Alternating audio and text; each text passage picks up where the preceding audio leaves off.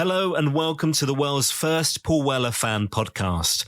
I'm Dan Jennings. This is the story of 66, a celebration of the brand new album from the legend that is singer, songwriter and musician Paul Weller. This new series features podcast conversations with many of the huge talents that have been involved in the creation of Paul's 17th solo studio album. What I hope is that these podcasts give you a deeper insight into the creation of the new LP and that sheer joy of the creative process. And ultimately, it all comes back to the songs. What you'll hear about this LP, probably more than any other, is an album packed full of collaboration. Welcome to the story of 66.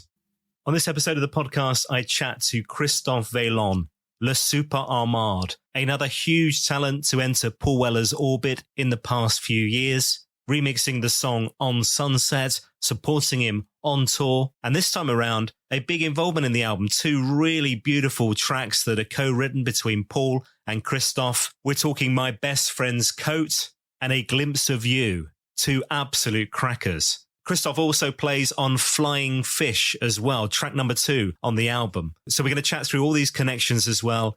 A real talent, brilliant songwriter, a fabulous multi-instrumentalist, superb musician, king of the synths, I'm going to tell you right now. Let's get into it. Le SUPERHOMARD.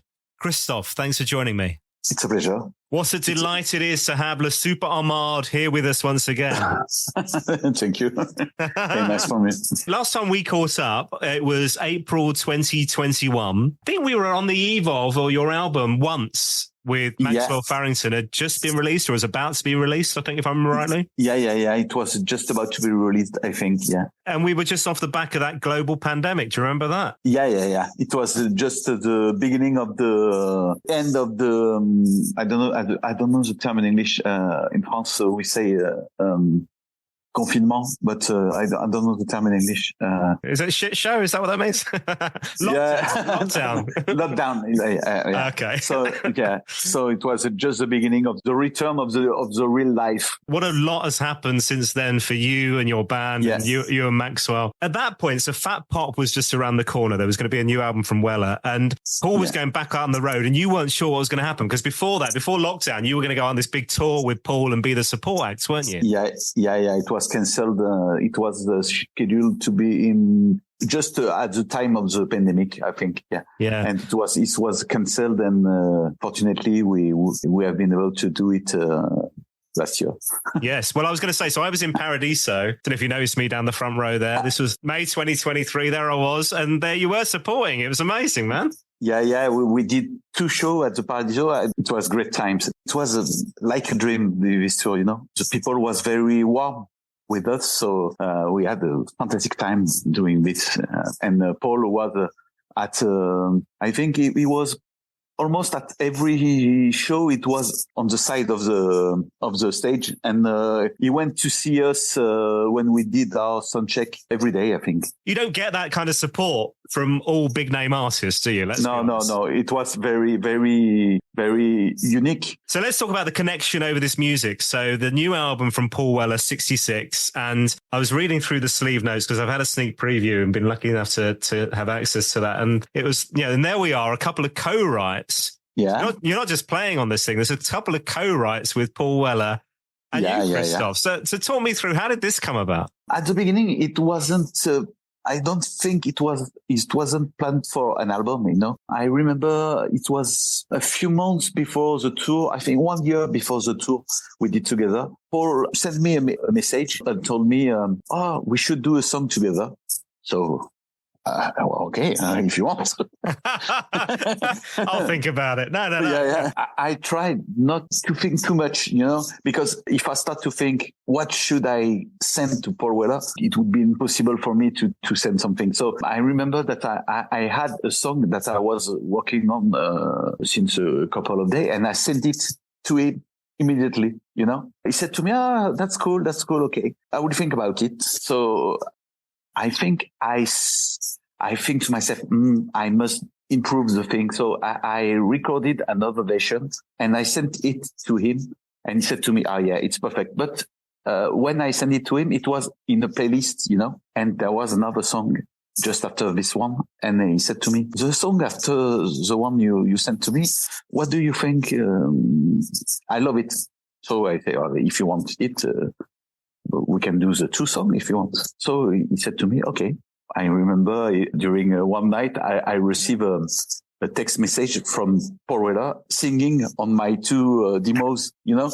Was this like a 2 a.m. text from Paul? Was this this is a middle of the night text? Brilliant. I love it. Yeah. And it was unbelievable for me. He wasn't singing real lyrics. He just, I don't know the term in English, but in France we say doing yaourt.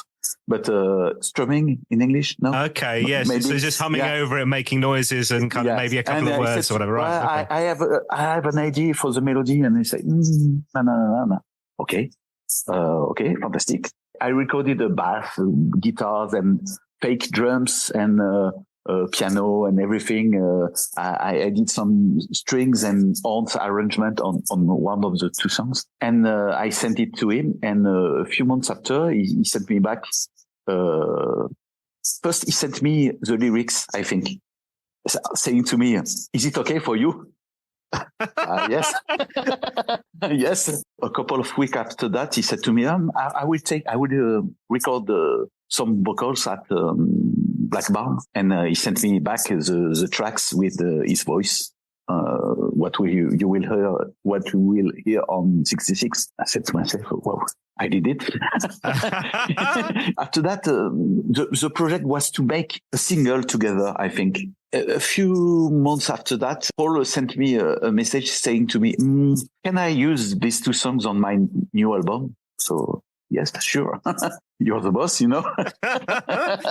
And I was so honored. But and after that, we did the tour together, and a lot of things happened. We met together for the first time at the first gig of the tour. I never met Paul Weller physically, you know. It was only by message, and I never saw him live, you know, before that. I remember you saying, So the tour that you're supporting is the first time you've seen him live in concert. Brilliant. And I remember the first time I met him. It was at Lille in France, the first date of the tour. We went to the venue, and we saw Paul doing his sound check. So with my band and Maxwell, we were on the side of the stage, and we tried to don't make noise and just look at him, you know. After that, I don't remember what happened, but we had to leave, and we went back to make our sound check, and suddenly I saw a guy alone at the very end of the venue, you know, the back of the venue, you know. I said to myself, no, it's not him.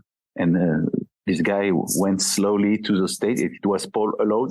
And he said hello to everybody. And he went on stage and hugged me, you know. So, man. Yeah. And we started to communicate really here.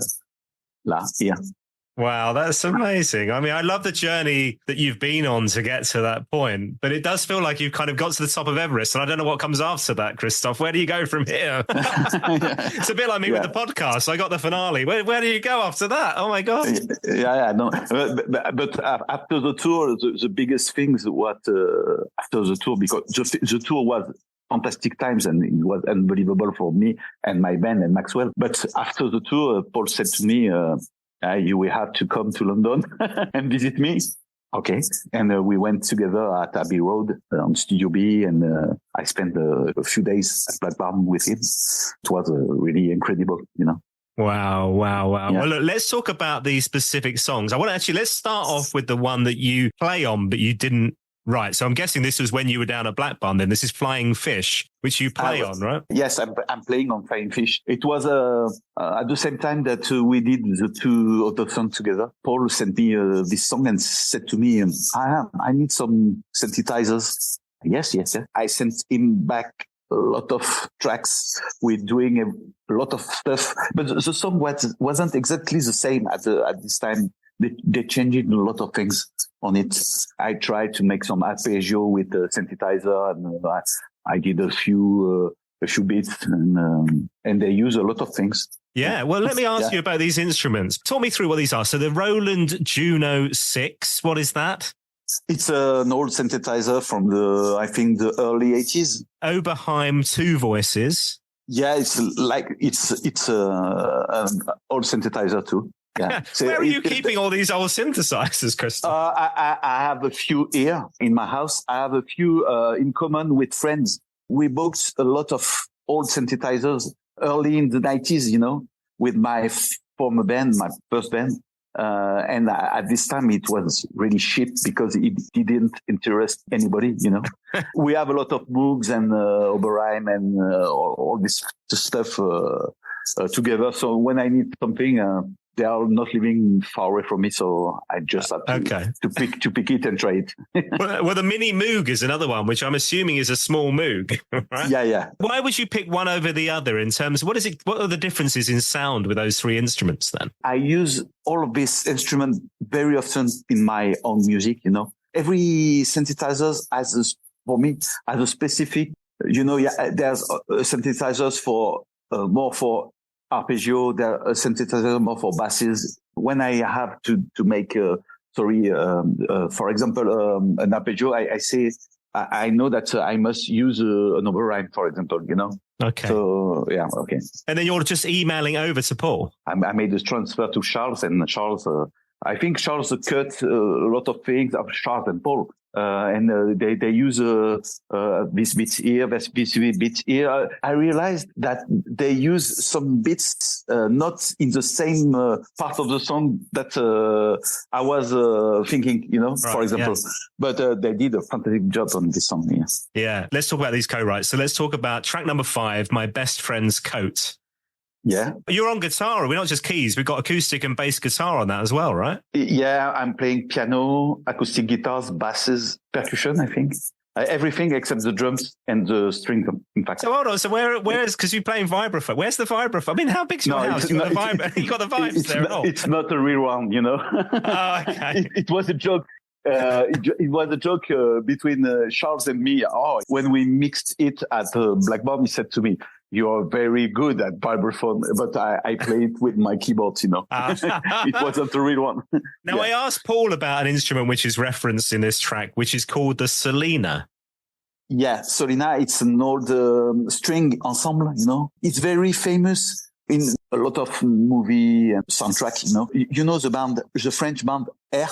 Yeah, I love it. Yeah, Moon Safari and all that. Yeah, they use it a lot, and it's an old synthesizer. It's not a real synthesizer. It was made to emulate strings during the 70s. I love this song. This sound is very nostalgic. It has a very specific mood. Let me tell you what Paul Weller said about this song and your involvement as well. Actually, he was saying what a big fan of yours he is. He said he loves what you do, and he said you've got that French Gaelic sense of melody and sense of chords and harmony. Yeah. And the other thing he said to me, which is lovely, isn't it? But the other thing he said to me is that he couldn't really explain it. He said you can hear it in the music, and he said I don't know how to explain it, and I don't really know how he does what he does, because if I knew how he does it, I'd do it. But I don't, and I can't. Yeah. But yeah, it's very kind from him.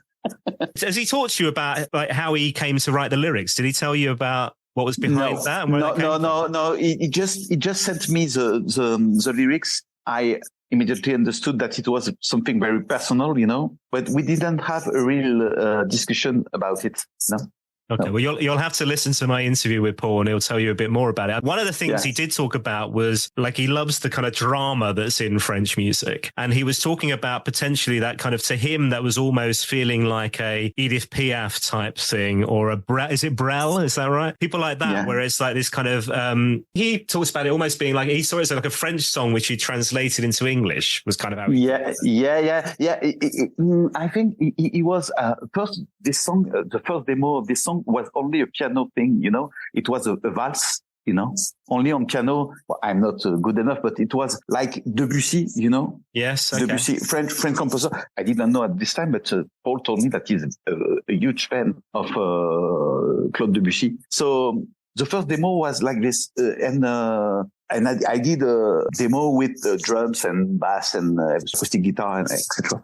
And that's the one I sent to Paul, And I think in this song, he loves the mix between the classical French music and pop music. Tell you what I'd love to hear, and this is a separate session probably, but I'd love to hear what you sent Paul, because it's that idea of this exchange of ideas. But where does it start from? That kind of music bed, if you like, that you share, that then inspires and we get to this song. And Paul's never a fan of he very rarely releases those big box sets and you get kind of the demos and the making of. But I guess what you're sharing with him is almost an initial demo in a way, isn't it? Then they're just building on it. So there's bits of what you shared with him initially, which is in the final song. It's a different way of working these days. But yeah, I'd love to just hear what that first spark of an idea came from. So at some point you'll have to share that with me, Christophe, all right? Okay. Just for my ears only, that's fine. Okay. No. Let's talk about A Glimpse of You. So this is track number 8. And again, I mean, you're all over this thing in terms of acoustic guitar, bass. We've got a tambourine. I think I'm doing some backing vocals with my wife. Oh, nice. I love that. Yeah. In Best Friend Code, the other song, we are doing some together with my wife. So what's your wife's name? Is it Lorraine? Lorraine, yeah. Okay. So Lorraine, she was at Blackburn with me when we mixed. Oh, I should mention. Well. So Lorraine Marzilli, is that? Am I pronouncing that right? Okay, so I should mention her as well. So singing on that other track, great. She's my wife, and I think we are doing some. I'm doing some backing vocals on Glimpse of You too, but it's at the very end. I don't think that we can hear it a lot. Like on the other song, I'm playing every instrument except drums and strings. Well, and again. I mean, it's a really beautiful track that. So was that the second one in the playlist when you shared with Paul? He said, no, Song? This song was the first one. Oh, okay. And, so this was the first and then the other way around. Right. Got you. Okay. And let's also talk Hannah Peel and her strings. So you got to go to Abbey Road, the Jolly Boys outing where everybody seems to be in that control room, right?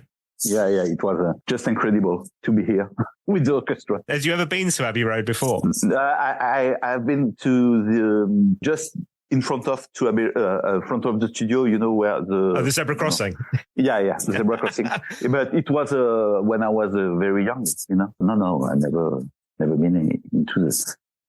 It was just incredible. I remember when we went to Abbey Road, we were at the zebra crossing and we went just next to the studio and a guy asked me, are you a fan of the Beatles? Yeah. You should. It's very impressive to see. Yeah.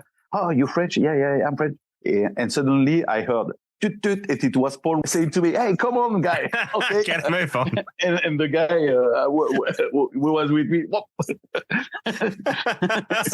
sorry, it was incredible. And Hannah's such a talent because the thing I love about her stuff as well, working with Paul, where she takes the textures and elements of the songs and heightens them and brings out these different kind of emphasis on, and these songs, it would have been your work and your melody and your kind of elements, but she kind of heightens different bits of it. It's a beautiful thing, but that must be really satisfying for you, right? Yeah. It was more, in the first song, Best Friend Code, she added some strings. I didn't plan to make some strings on this song. Paul asked her to make an arrangement of strings on Best Friend Code. But in the Glimpse of You is different because the strings and the horns were already there. I wrote an arrangement and Anna made something better, because she's bringing that to life with this full orchestra. This isn't you on the keyboard. She's bringing that to life with the full orchestra. It's amazing. Yeah. It was just unbelievable. I remember I was on the Studio B. There are some stairs. And I was at the top of the stairs alone, just looking the orchestra. And when we recorded this song, there was a full string orchestra, but there was also horns. And I was alone in the studio with only Anna and the full orchestra, and like a dream, Yeah, I bet. Yeah. Having a little moment there. Wow. It's very important to say that Paul did all the melody. I did the music, but we did it together because he did the melody of the song, and Anna added magic, on this. It's it's unbelievable to make all this on the Paul Weller album, Yeah, and I think you're right, because this is not you necessarily.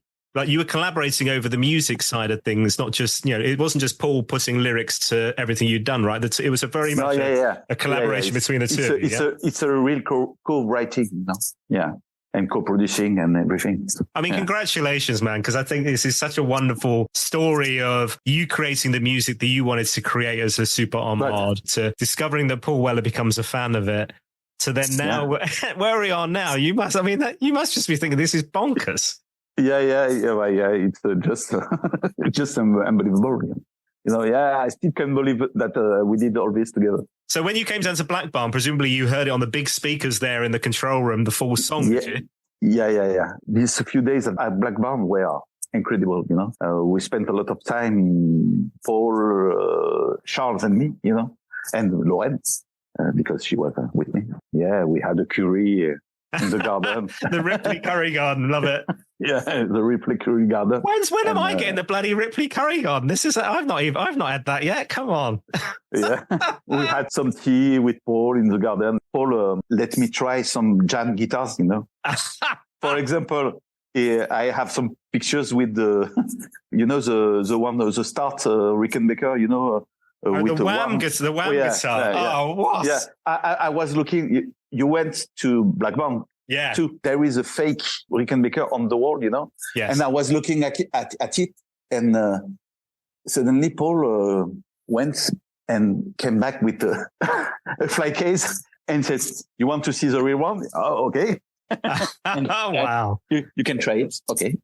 And I tried a beautiful guitar from the one that he used on Homo for Town Called Malice. Okay. Wow. Okay. And I tried a lot of things. And I think for somebody who loves the old instruments, like you said, that place is just a treasure trove, isn't it? Oh yeah. The old Hammond organ and mellotron and a lot of things.